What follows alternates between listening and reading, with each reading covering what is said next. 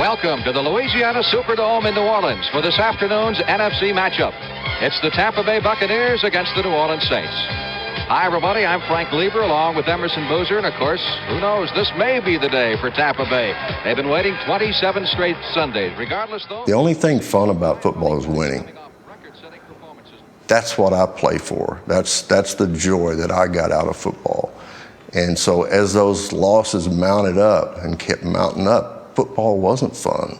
There's John McKay. I think he said he was going to go out and buy an O.J. Simpson poster so he could remember what it was like when he was a good coach. He was probably frustrated, you know, coming from SC, powerhouse. Now you can't win a game. That's pretty tough. Sometimes successful college coaches go to the NFL and it doesn't work out. It's far enough, but it's no good. You start off early and you make another mistake. It's instinctive that you sit there and go, oh boy, here we go. We were almost to the point of being paranoid about getting to another offseason without having won. There was a certain desperation setting in. We're not going to go through another year without winning a game.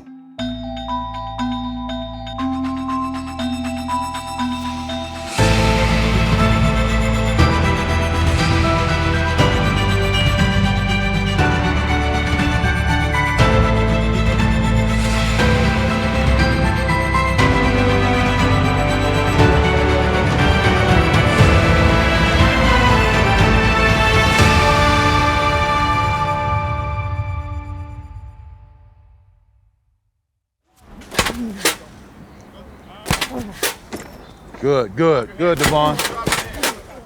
Keep them thumbs up, Zach. There you go. Keep them up. Keep the thumbs up.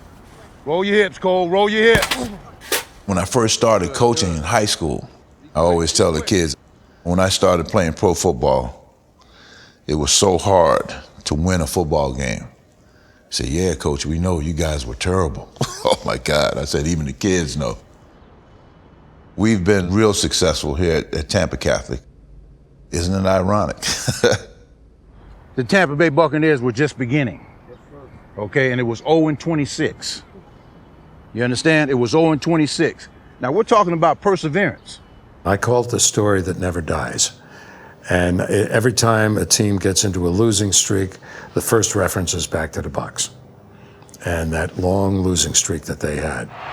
It even hurts today when people say that was the worst sports team in the history of sports. You don't like to hear that because, you know, then your name comes up and then they start thinking, well, if that's the worst team, then these must be the worst players. I would not hope for anybody to go through that. 0-26 is an unbelievable mark. That'll never be broken.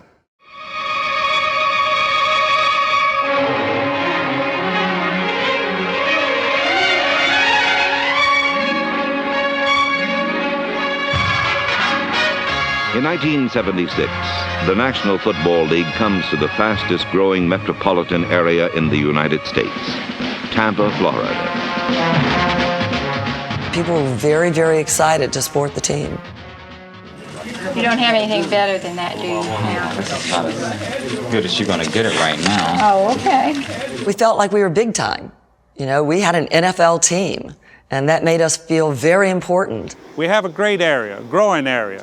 In Tampa, St. Petersburg, Clearwater, Sarasota, Bradenton, Lakeland, and Winter Haven, and even Wauchula. Over 2 million fans, and it's the fastest growing area in the United States. Don't you agree? 100%. I'd like to tell you why the Tampa Bay Buccaneers are going to be a successful football team.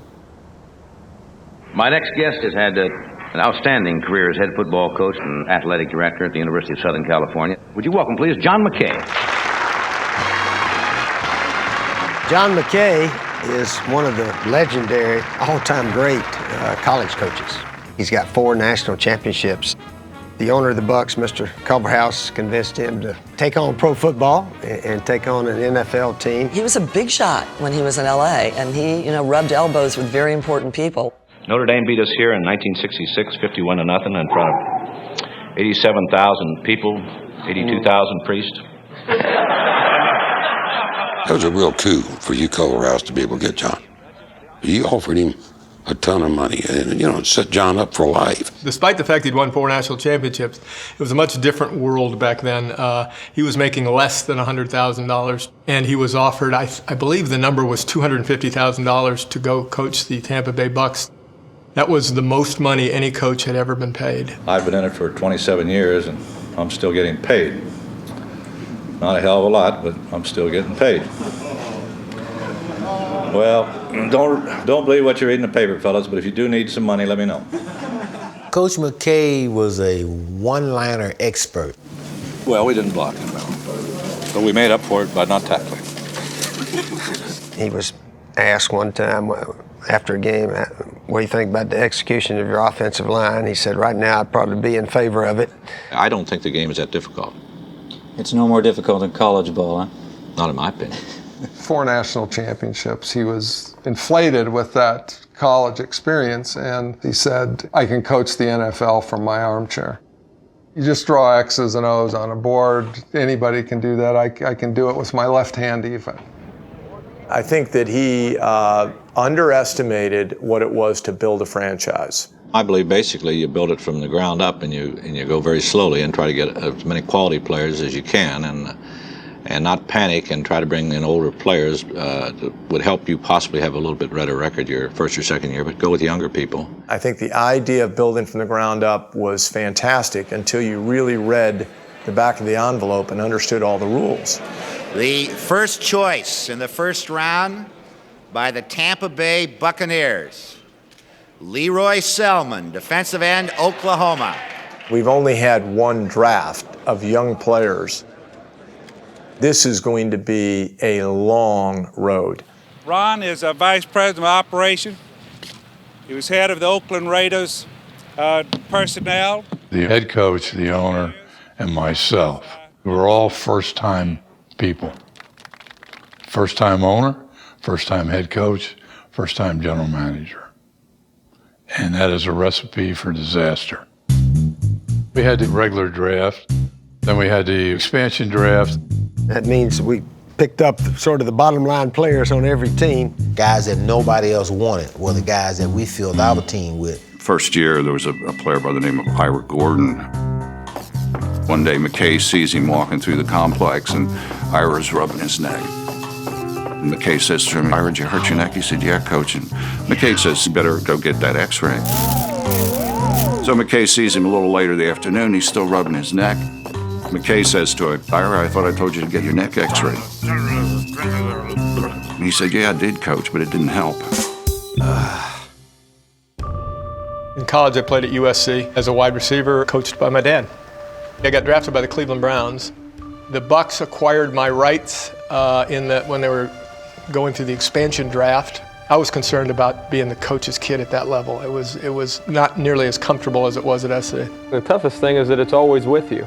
Wherever you go, you're just a little different than everybody else. You can't quite blend in like maybe you'd like to. I had the best job in pro football. It's called backup quarterback.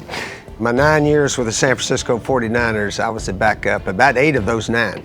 I was sort of at the end of my career, I guess, out there in San Francisco. I don't think I'm going to be on the expansion list from what I've heard out in San Francisco, but a possibility of a trade is very likely. Everyone in the Tampa Bay area, when they were looking around for quarterbacks, they said Steve Spurrier. Steve was a Heisman Trophy winner.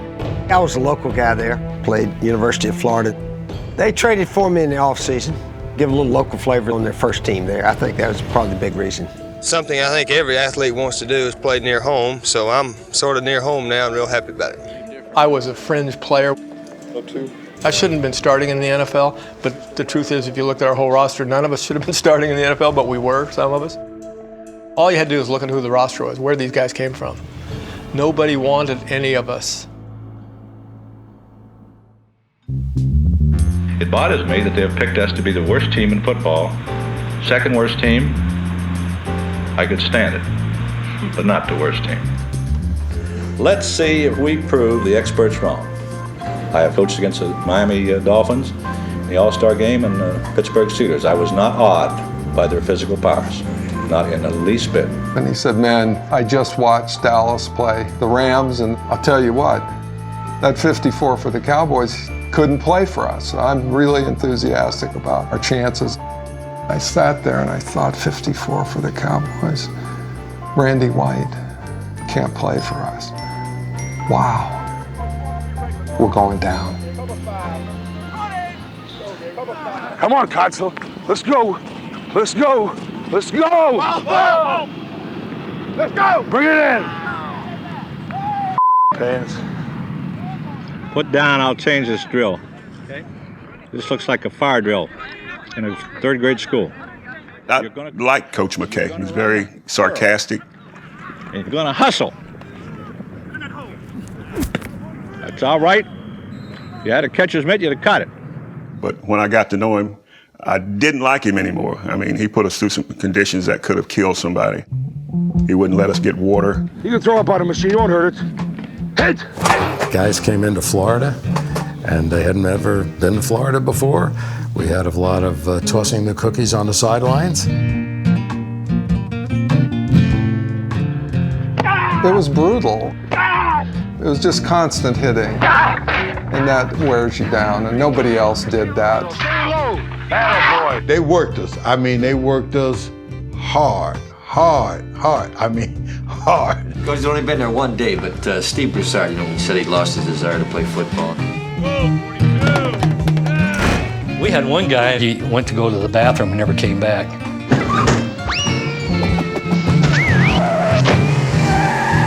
We all figured he just ran there, got a cab, got to the airport, and he was out of there. So, anytime someone asked to go to the bathroom, that got to be a joke, like, is he going to come back? We're going to have to let you go. There was constant turnover back then.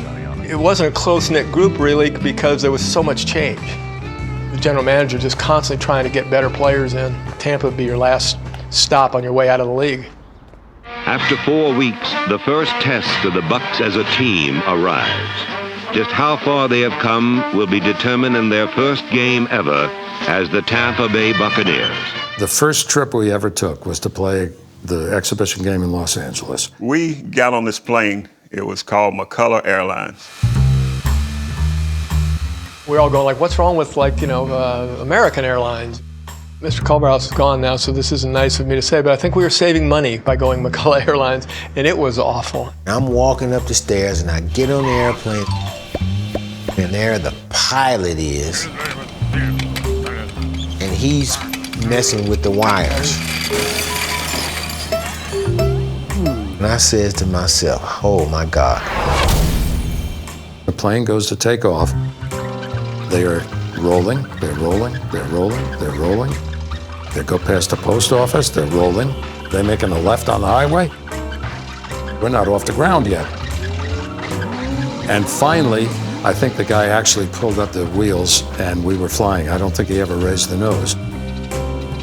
McKay sat in the back, all the way in the back. Always said he never saw a plane go ass first into a mountain. Welcome back to Los Angeles, Coach. Thank you very much. Glad to be back. Hey, John, how are you? Fine, John, fine. John, you've had a chance to see this team now during the training camp. How good a team are we going to see? I have no idea. They barely know each other's names. So He was going back home.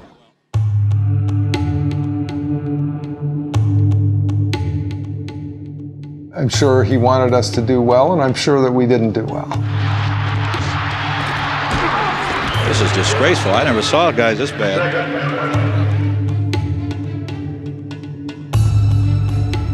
Boy, I've seen bad football teams. This is the worst I've ever seen.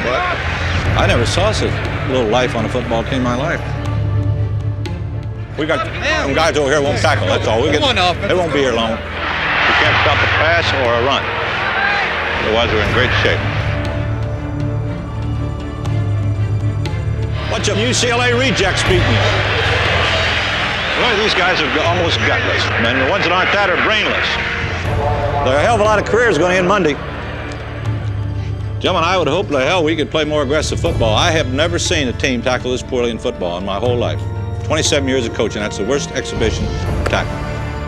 You didn't expect to be that good, but you would think that you would get a couple of breaks and a couple of things that would go your way.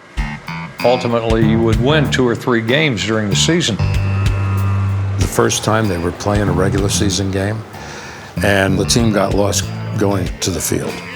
That was probably an omen. Definitely got lost leaving the locker room. We probably ducked into the wrong places. We were opening doors. We looked up and we were underneath the stands. There's no way out. It was a little bit like Animal House where the band kind of crashes into that wall. You had nowhere to go, and so then you had to say, you got to reverse course. I think we may have walked all the way around before we actually found the field. It was an indicator of our lostness. The Houston Oilers are going to open 1976 with a convincing win over Tampa Bay. McKay early on said, we will be competitive. And after the game, he said, we will be competitive. Maybe not in this century, but we will be competitive. In the 70s, Tampa was a very divided metro. Pinellas County didn't do anything with Hillsborough County. And it was very difficult to bring them all together. Tampa St. Petersburg isn't one city, it's two big cities and many other growing cities, like Clearwater. There are two independent downtown areas set 20 miles apart. We had the name the new team contest. The winning name was the Tampa Buccaneers, and I insisted it's going to have to be Tampa Bay to bring the Tampa Bay area together. This market was just a dream. Now we're a big league team, building ahead of steam. A best way to spend a Sunday? Right here on 97 WFLA. Hi, this is Randy Scott, inviting you to join me Sunday on Buccaneer Bandwagon. The Bucs will be at Tampa Stadium, and I'll have all the exclusive pregame information that goes along with every Bucs home game. Traffic reports to make it easier to get to and from the stadium. Traffic on Boy Scout Boulevard. Predictions from parking lot tailgaters. I think there's a chance we'll go 8-8 or maybe even a little bit better. We played really well on defense, and we took encouragement from that.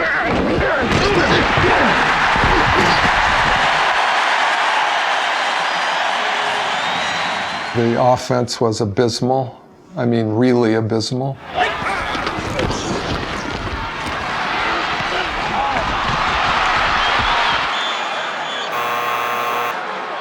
John McKay, he sort of brought that Southern Cal offense, and we didn't quite have the players to run that. He wanted to run his Southern California. Basically, you pounded them. And you had people like O.J. Simpson and Mike Garrett to carry the mail.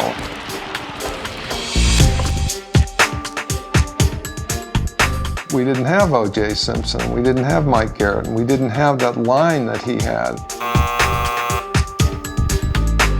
Our receivers were small and slow.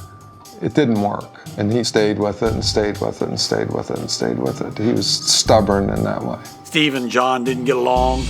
There was always some words exchanged. Steve never liked John's offense. It was an unhappy marriage.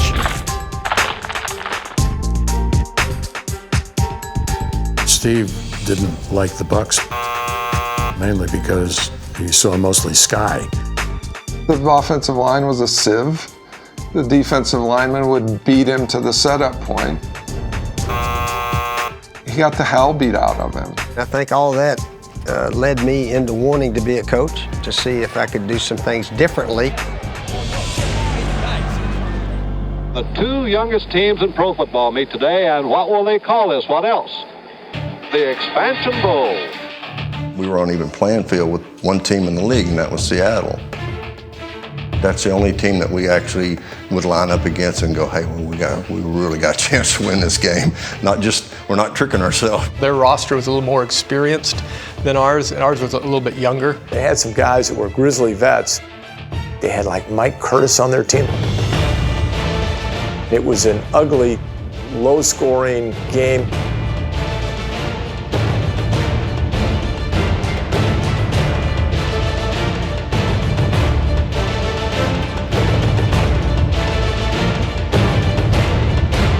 We had a chance to tie it and go into overtime, and they rushed the guy through, and he got his hand on it and blocked it. Mike Curtis decided he'd had enough. Though you may not see it from this angle, Curtis got a hand on the field goal try. The ball flooded harmlessly toward the uprights, and came to rest well short of its mark as the Seahawks won their first regular season NFL contest. We're not very good. Another expansion team just beat us. Now we got to really take a look in the mirror. As soon as we lost to Seattle, I said, this could get ugly. John, we're not having guys graduate at the end of 4 years and not having to recruit. No, the question is, would I prefer it? Maybe on this team, yes. Thank you, John. Maybe this is the worst thing I've got going for myself. We're gonna rip their bloody heads off, mates. Right off the shoulder pads, right off the shoulders. Hey, hey, hey, we're the Buccaneers. Ho, ho, ho, we're the Buccaneers. Even though we were losing, people were really supporting still. We were all excited about a big league football team. We said they need a great fight song. They need something that's going to get the whole crowd singing along. Pirates. It's got to be pirates. Everything about it has to be pirates. Arr. We'll fire the bombs over their heads, a touchdown every time. And when they try to move the ball, we'll crunch them on the line. So batten the hatches, sound the bell, the Buck invasion's near. We're going to sack your quarterback. Let's make this perfectly clear. Hey, hey, hey, we're the Buccaneers. Ho, ho, ho, we're the Buccaneers. Offense, defense, now we're here to say the Bucks will make them walk the plank through the Tampa Bay. Hey, hey, hey, we're the Buccaneers. Ho, ho, ho, we're gonna box your ears. Offense, defense, now we're here to say the Bucks will make them walk the plank through the Tampa Bay. Hey!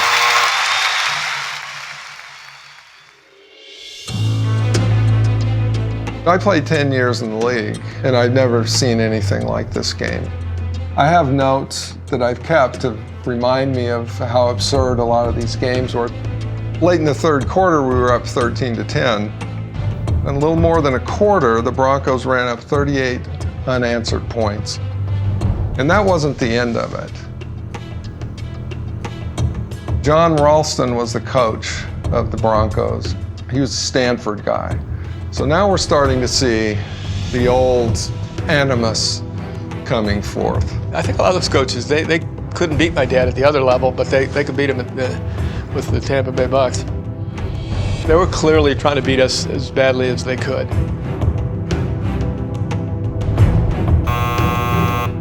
The Broncos, toward the end of that game, ran a reverse.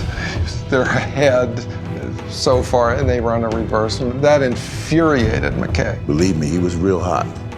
He was really, hot. Pepper hot. McKay was in a hurry to get out of there. We got on the buses and they just took off for the airport. Looked back. There was our owner, Hugh Culverhouse, with his wife, standing in the parking lot. We left him.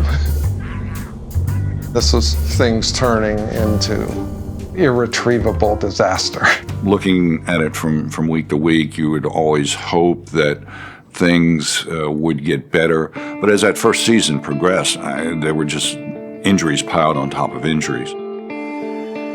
We ended up with 21 guys on injured reserve, 18 knee surgeries, unprecedented.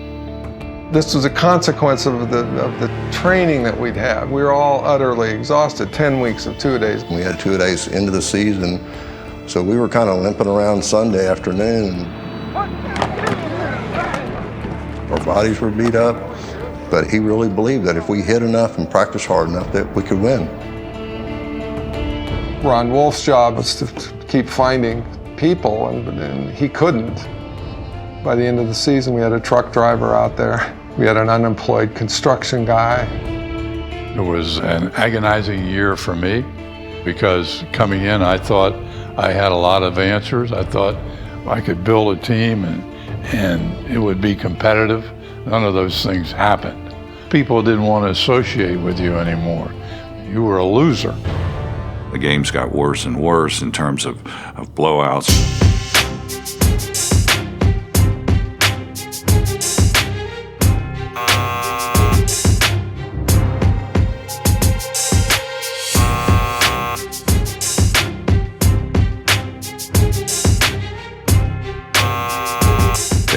Pittsburgh that year, so like something like 42-0. It wasn't even that close. We had no shot. I mean, Mel Blount was covering me. Are you kidding? I knew then that myself, I needed to become a lawyer. I needed to get another job and start preparing for that because Mel Blount, it was ridiculous. He was smiling at me. What we needed was Knute Rockne, and he was not here. We will attempt to come back next Sunday in Tampa Stadium in front of our own crowd. We've now proven we can't play on the road or in front of our own crowd. So we would like to have a neutral site. My home was in Dallas. I had a wife and a son, and I loaded my car beforehand because, by God, I was going to be across the state line by midnight. When I got to the stadium, everybody had the same idea. There were pickups packed with household goods, trailers with stuff packed up.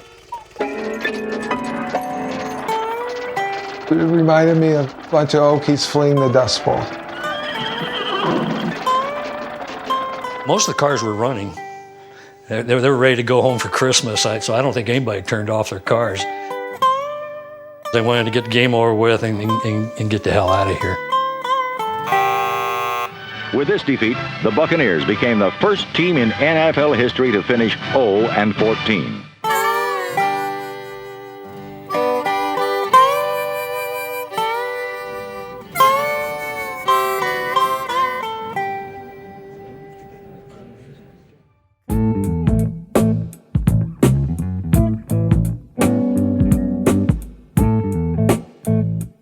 Obviously, a lot of changes had to be made. I actually went to minicamp and then was released a week or two after that. I drove up to Gainesville. Doug Dickey was still a coach at Florida and hired me to be the quarterback coach. The next training camp, I found that as I got closer and closer to Tampa, I was driving slower and slower and slower.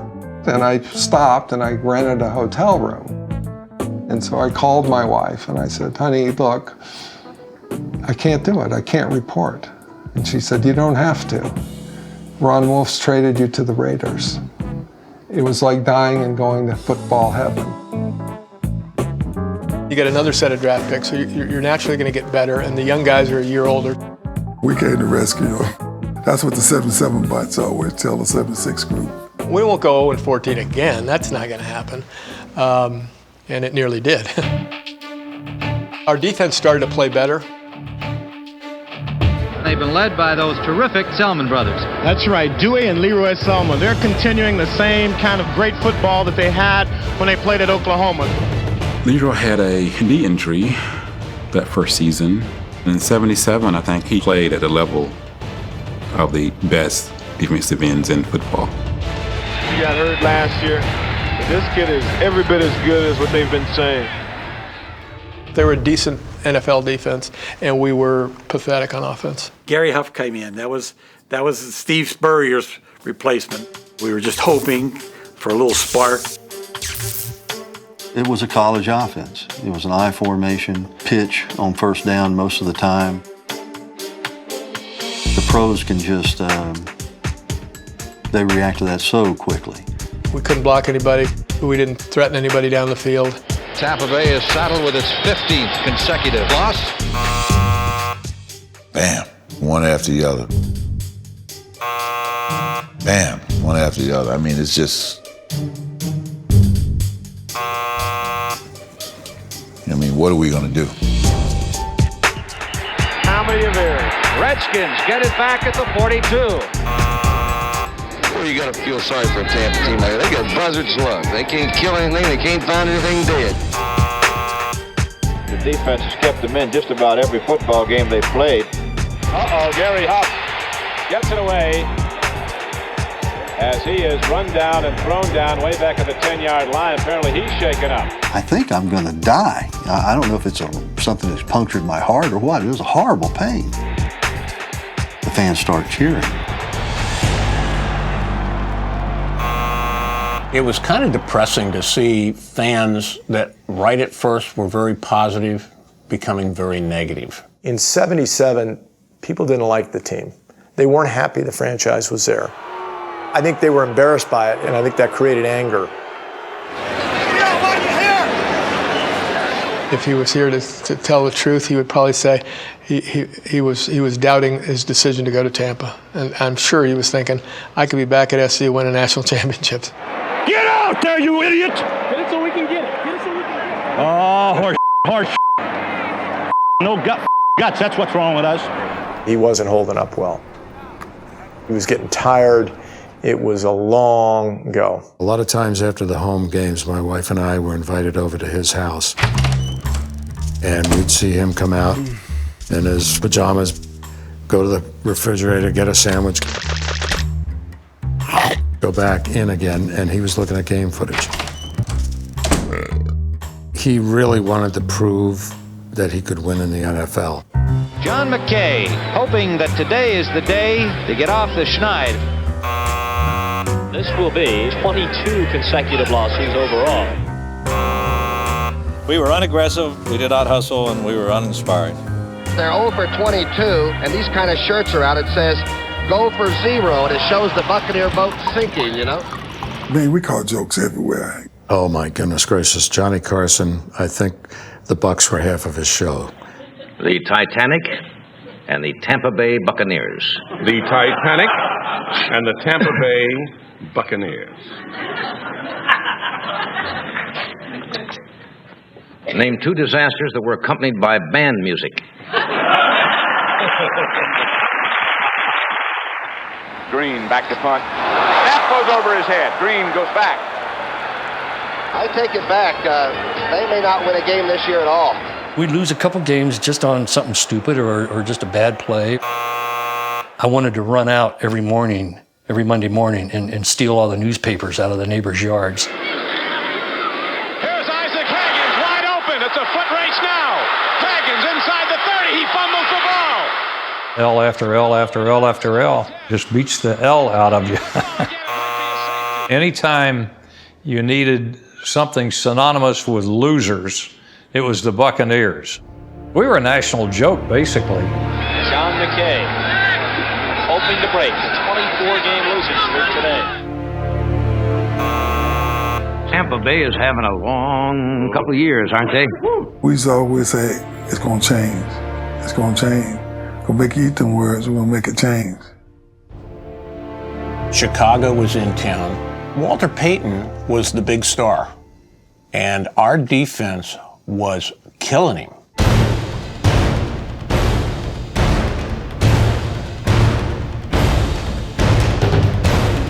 Here's Payton. He'll try to go up and over, but there's too many orange shirts. Payton. Selman and a couple of the guys would just nail him. You could see him walking back over the sideline, and he was getting frustrated. I remember shooting the footage and going, wow, these guys are playing like NFL football players. I'm amazed. So far, the Buccaneer defense has just been outstanding in stopping NFL's premier runner. I felt like we could play with Walter Payton, we could play with everybody. They didn't win. And it kind of gave the Buccaneers a shot in the arm. It was like a glimmer of, we're coming together. They were playing as a team for the first time ever. Looking at Tampa Bay, you figure they're going to have to beat somebody. Law average says somebody's going to come in here and not going to play right, and they're going to jump on them. And I was scared that it might be us after having. Who wants to lose to the Tampa Bay Buccaneers? I mean, the teams are going to get extremely high, not to lose to us. When we played New Orleans Saints, Archie Manning made some remarks that were not taken very well by our players and by our coach. He said something about it being an embarrassment to lose to the Bucs, something to that effect. It made its way to Tampa, obviously, and became bulletin board material. It just rubbed us the wrong way. And maybe that's what we needed. Let them talk. Because, hey, come game day, it's a whole different story. Before the game, I just mentioned the fact of what had been printed in the paper down there about the statements made by certain people, and that was it.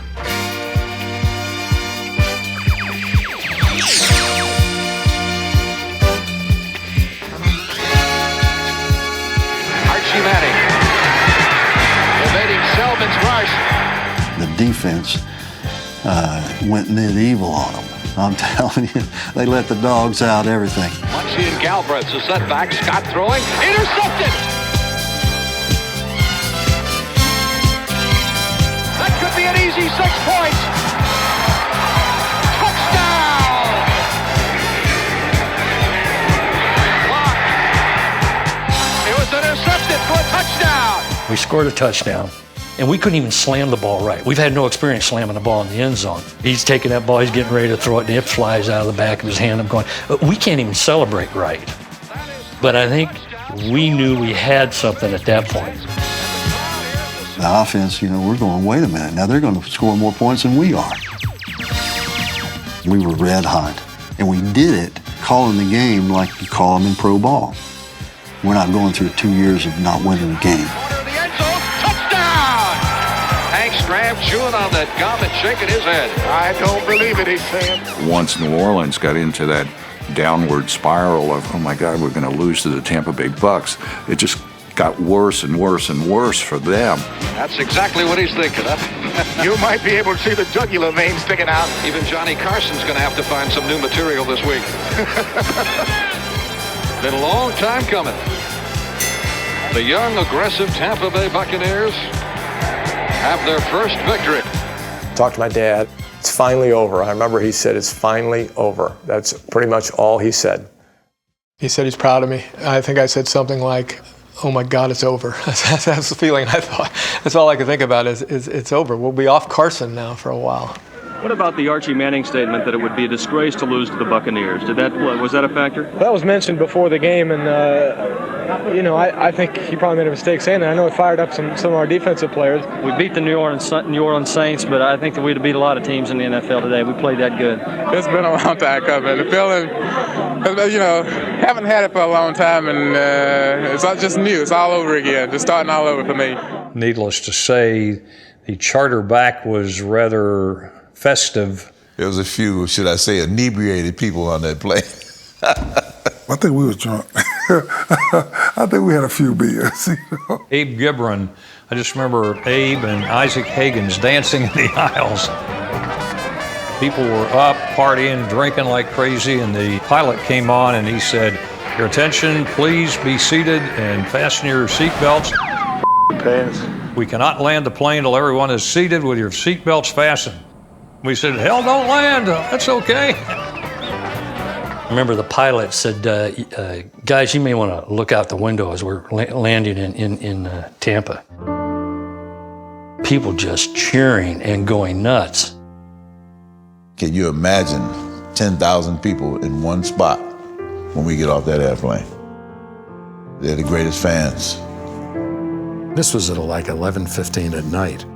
People had driven in from Fort Myers, and this was before the interstate. It was like several hours to drive up there to be there when the team got in.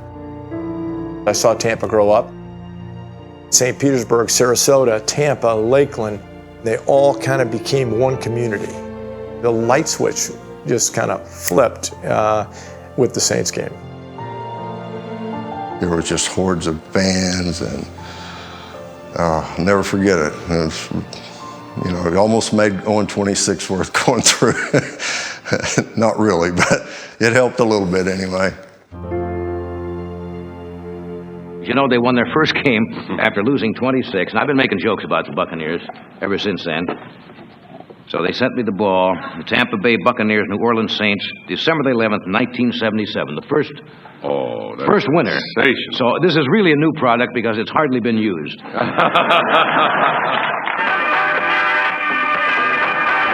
Good afternoon, ladies and gentlemen. Live from Tampa Stadium. For the first time ever in a regular season, the Tampa Bay Buccaneers enter the stadium with numbers in both the win and loss columns.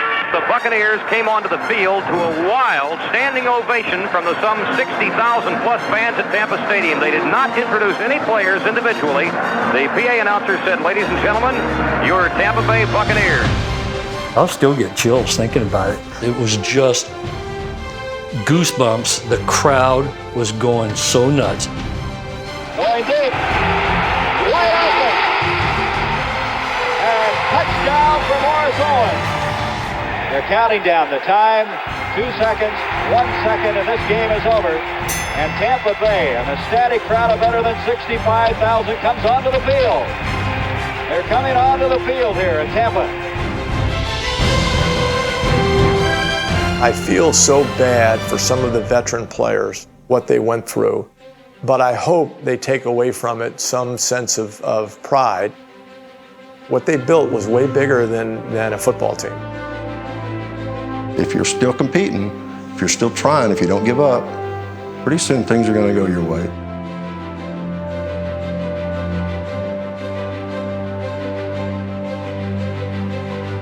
If I'm not released by Tampa Bay, I probably would never have been a football coach. We got strangled by the trauma, and that's exactly what happened. That's how bad we were. If we beat you, you got fired. That's the pressure that was on those guys.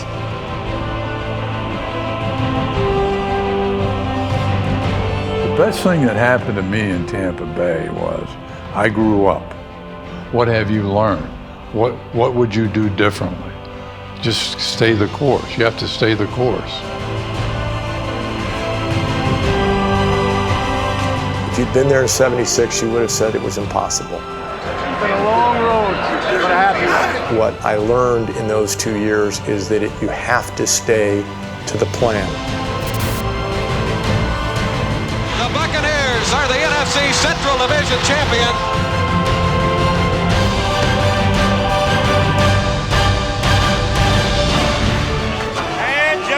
Picked this to be last.